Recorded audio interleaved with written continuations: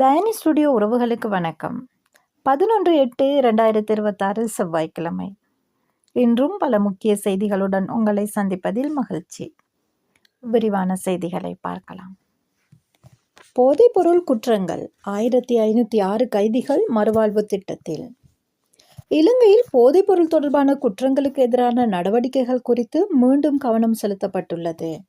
அரசாங்க தகவலின்படி நீதிமன்றங்களால் போதைப்பொருள் தொடர்பான குற்றங்களில் குற்றவாளிகளாக தீர்ப்பளிக்கப்பட்ட 4962 கைதிகளில் 1506 பேர் தற்போது மறுவாழ்வு திட்டங்களில் உள்ளனர்.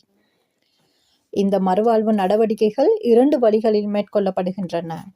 ஒன்று, நீதிமன்ற உத்தரவின் அடிப்படையில் கைதிகளை மறுவாழ்வு திட்டங்களுக்கு அனுப்புவது. மற்றொன்று, தாங்களாகவே மறுவாழ்வை நாடும் நபர்களுக்கு அந்த வாய்ப்பை வழங்குவது.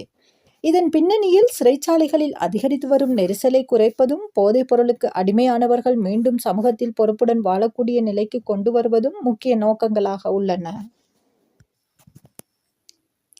சிறைச்சாலைகளில் நெரிசலை குறைக்க புதிய கவனம்.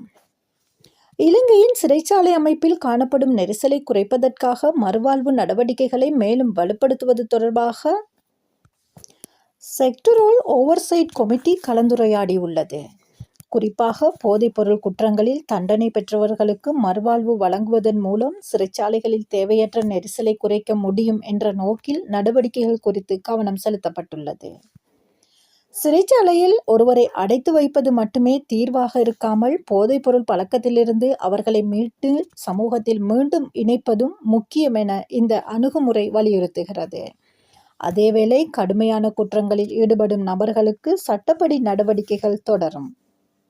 துப்பாக்கி சூடு சம்பவங்கள், போலீசார் விசாரணை. இலங்கையில் சமீப நாட்களில் துப்பாக்கி சூடு சம்பவங்கள் தொடர்பான செய்திகள் வெளியாகி வருகின்றன. தெஹிவளை வனரத்ன வீதி பகுதியில் இடம்பெற்றதாக கூறப்படும் துப்பாக்கி சூடு முயற்சி தொடர்பில் 23 வயதுடைய சந்தேக நபர் ஒருவர் போலீசாரால் கைது செய்யப்பட்டுள்ளார்.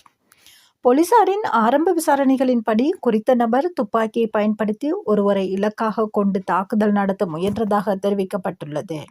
இந்த சம்பவத்துடன் தொடர்புடைய துப்பாக்கி உள்ளிட்ட தடயங்கள் தொடர்பிலும் விசாரணைகள் இடம்பெற்று வருகின்றன. இந்த தாக்குதலுக்கான காரணம் என்ன? இது தனிப்பட்ட பகை காரணமாக இடம்பெற்றதா அல்லது ஒழுங்கமைக்கப்பட்ட குற்றக்குழுவின் திட்டமா என்பன தொடர்பில் போலீசார் விசாரணைகளை முன்னெடுத்து வருகின்றனர். மேலும் இந்த சம்பவத்துடன் தொடர்புடையவர்கள் இருக்கின்றார்களா என்பதையும் போலீசார் ஆராய்ந்து வருகின்றனர். இதேவேளை இலங்கையில் இந்த ஆண்டு இதுவரை 22 துப்பாக்கி சூடு சம்பவங்கள் பதிவாகி உள்ளதாகவும் அவற்றில் 15 பேர் உயிரிழந்து 12 பேர் காயமடைந்துள்ளதாகவும் தகவல்கள் வெளியாகி உள்ளன.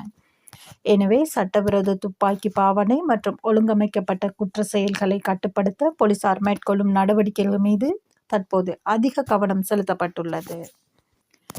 போதைப்பொருள் குற்றங்களுக்கு மரண தண்டனை, அரசாங்கம் தீவிர பரிசீலனை.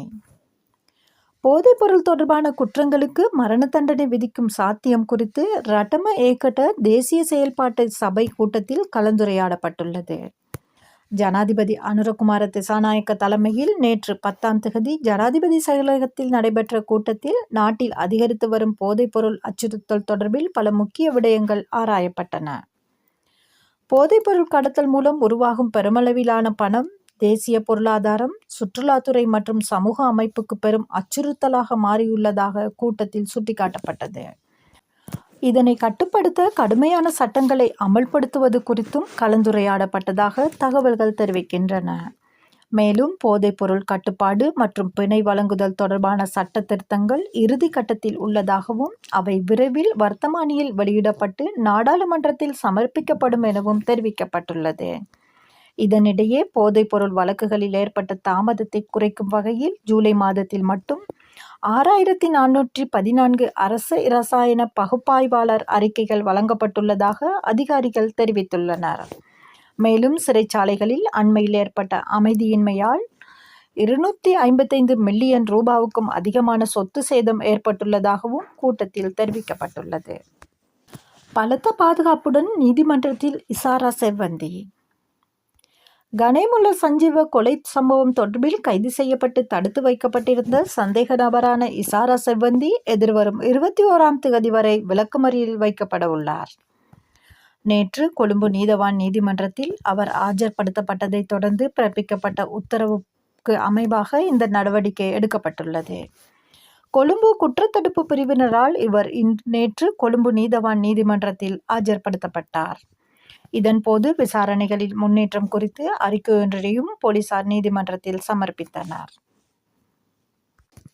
வெளிநாட்டு பண பரிமாற்றம் ஜூலையில் $777.6 மில்லியன். இலங்கையின் பொருளாதாரத்திற்கு தொடர்ந்து முக்கிய ஆதரவாக இருந்து வரும் வெளிநாட்டு பண பரிமாற்றத்தில் குறிப்பிடத்தக்க அதிகரிப்பு ஏற்பட்டுள்ளது. 2026 ஜூலை மாதத்தில் வெளிநாடுகளில் பணிபுரியும் இலங்கையர்கள் நாட்டிற்கு அனுப்பிய பணம் $777.6 மில்லியன் அமெரிக்க பதிவாகியுள்ளது. வெளிநாடுகளில் பணிபுரியும் இலங்கையர்களிடமிருந்து கிடைக்கும் இந்த பணப்பரிமாற்றம் நாட்டின் வெளிநாட்டு செலாவணி வருவாயில் முக்கிய பங்கு வகிக்கிறது. குறிப்பாக நாட்டின் இறக்குமதி தேவைகள், குடும்பங்களின் அன்றாட செலவுகள் மற்றும் பொருளாதார நடவடிக்கைகளுக்கு இந்த பண பரிமாற்றம் உதவுகிறது. இதனால் வெளிநாட்டு வேலைவாய்ப்பில் இருக்கும் இலங்கையர்களின் பங்களிப்பில் நாட்டின் பொருளாதாரத்தில் தொடர்ந்து முக்கியத்துவம் பெறுகிறது. எனவே இலங்கைக்கு வெளிநாட்டிலிருந்து வரும் டொலர் வருவாய் அதிகரிப்பது நாட்டின் வெளிநாட்டு நாணய நிலையை வலுப்படுத்த உதவுகிறது. இலங்கையின் மின்சாரத்துறையில் புதிய மாற்றம். பேட்டரி ஸ்டோரேஜ் திட்டம். இலங்கையின் மின்சார விநியோகத்தை மேலும் நிலைப்படுத்தும் நோக்கில் முக்கியமான புதிய திட்டம் முன்னெடுக்கப்பட்டுள்ளது. பேட்டரி எனர்ஜி ஸ்டோரேஜ் சிஸ்டம்ஸ் எனப்படும் பெரிய அளவிலான மின்கல சேமிப்பு அமைப்புகள் தேசிய மின்கம்பி வலையமைப்புடன் இணைக்கப்பட உள்ளன. அரசாங்க தகவலின்படி இந்த அமைப்புகள் செப்டம்பர் மாத தொடக்கத்தில் தேசிய மின்கம்பி வலையமைப்புடன் இணைக்கப்படலாம். இதன் முக்கிய நோக்கம் சூரிய மின்சக்தி மூலம் பகல் நேரத்தில் உற்பத்தியாகும் அதிகப்படியான மின்சாரத்தை சேமித்து வைத்து தேவை அதிகரிக்கும் இரவு நேரங்களில் மீண்டும் தேசிய மின்கம்பி வலையமைப்புக்கு வழங்குவதாகும். இந்த திட்டத்திற்கான பேட்டரி சிஸ்டம்ஸ் மே மற்றும் ஜூன் மாதங்களில் 3 கட்டங்களாக கொழும்பு துறைமுகம் வழியாக இலங்கைக்கு கொண்டுவரப்பட்டுள்ளன.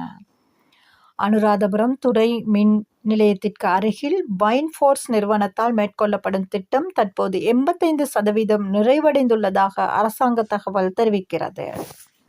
அனுராதபுரம் துணை மின் நிலையத்திற்கு அருகில் வைன்ஃபோர்ஸ் நிறுவனத்தால் மேற்கொள்ளப்படும் திட்டம் தற்போது 85% நிறைவடைந்துள்ளதாக அரசாங்க தகவல்கள் தெரிவிக்கின்றன.